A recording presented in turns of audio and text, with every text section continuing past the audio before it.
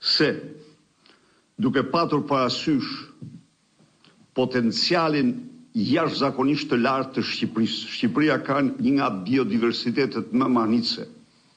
Ne do të përparsojmë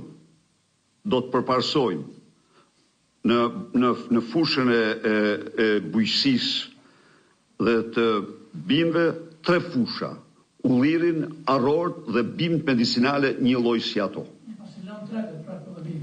Po çoj të parën ti po desh. Po ato nuk kanë trajtim të ndryshëm.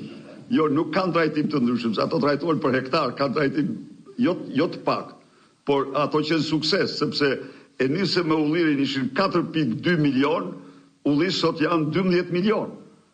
Ne e lanë tek 11 milion, po ëndra ullirit vazhdon, edhe shqiptarët mbjellin ulli.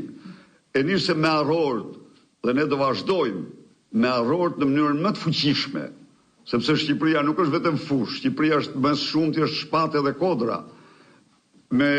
Do të shtojmë këtu me përparësi bimët aromatike dhe bimët mjekësore, të cilat janë një potencial i jashtëzakonshëm. E them edhe unë me bindje të plot.